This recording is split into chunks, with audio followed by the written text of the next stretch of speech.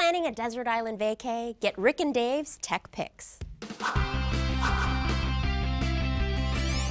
Welcome to Geek vs. Geek, where Dave Johnson and Rick Broida mud wrestle with their minds over all things tech.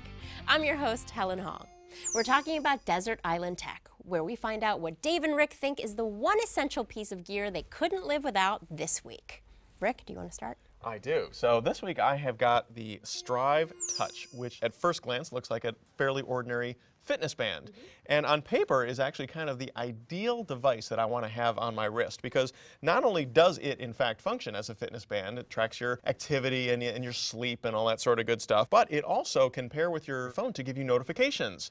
So if you get a text message, you get a phone call, calendar appointment, it's time to go do something, it will vibrate, it will buzz to alert you. But wait, there's more. It also has a touch screen, so it will light up and tell you the time and date, and you can actually kind of swipe through different little screen options like how many steps you've taken and so forth.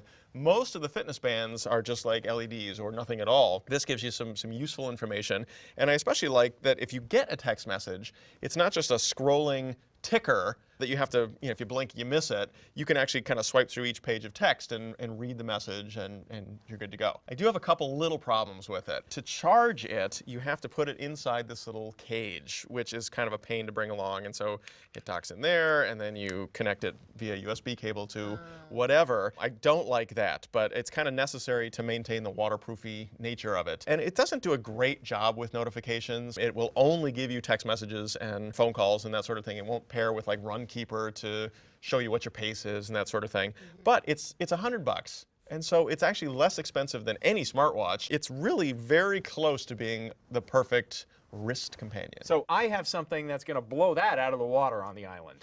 Because what is that useful for? Almost nothing. It's going to tell him how efficiently he's sleeping on his bed of coconuts, right?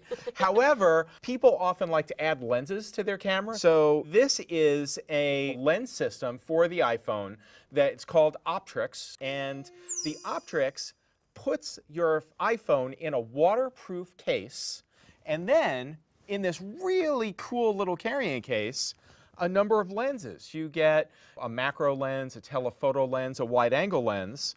So you take a lens out and you screw it in. Wow.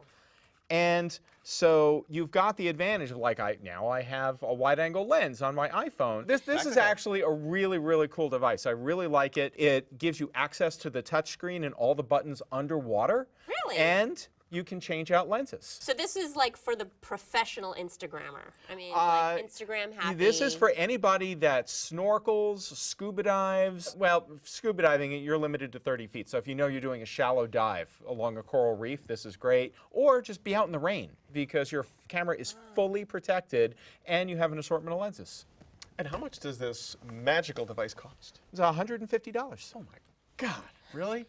It's only a little more than that. It's not just a case, it's also the lenses, sir.